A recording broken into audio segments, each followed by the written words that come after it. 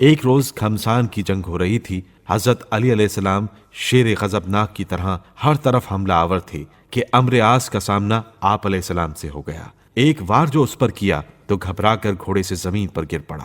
حضرت علی علیہ السلام نے چاہا کہ اس کا کام تمام کر ڈالیں، مگر اس کی چالاکی اور عیاری اس موقع پر کام کر گئی۔ فوراً اس نے اپنی شرمگاہ کھول دی اور حضرت علی علیہ السلام کے سامنے ننگا ہو گیا۔ آپ علیہ السلام نے لا حول پڑھ کر اس کی طرف سے منہ پھیر لیا۔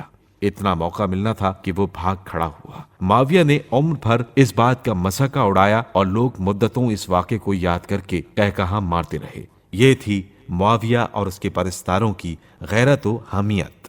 حضرت علی علیہ السلام نے یہ دیکھ کر کہ معاویہ کی بدولت ہر روز بہت سے مسلمان میدان جنگ میں قتل کیے جا رہے ہیں، آپ علیہ السلام نے اس کے پاس پیغام بھیجا کہ بندگان خدا کی کٹوانے سے کیا فائدہ ہے؟ تو بھی میدان میں نکلا، میں بھی آتا ہوں، ہم دونوں آپس میں لڑیں۔ لیکن معاویہ میں اتنی ہمت کہاں تھی کہ شیر خدا کا سامنا کر سکتا، اپنا سا منہ لے کر رہ گیا۔ ایک دن جب عمرو عاص نے یہ دیکھا کہ اس کی فوج کے عنقریب پاؤں اکھڑنے والے ہیں اور مالک اشتر پے در پے دل رانہ حملے کر رہے ہیں، تو اس نے معاویہ سے کہا اب اس کے سوا بچاؤ کی کوئی صورت نہیں کہ نیزوں پر قرآن بلند کر دو۔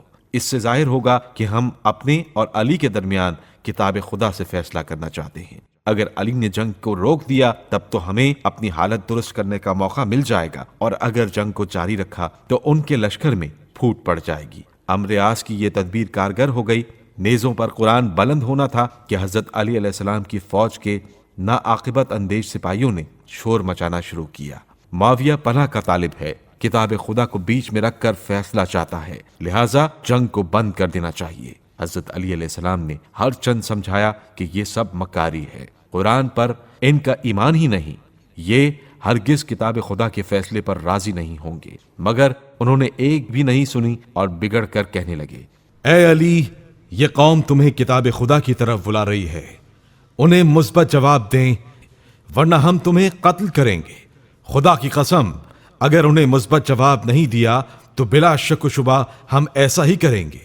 یہ حال دیکھ کر حضرت علی علیہ السلام نے مالک اشتر کے پاس پیغام بھیجا کہ حملہ روک دو، یہاں فتنہ برپا ہو گیا ہے۔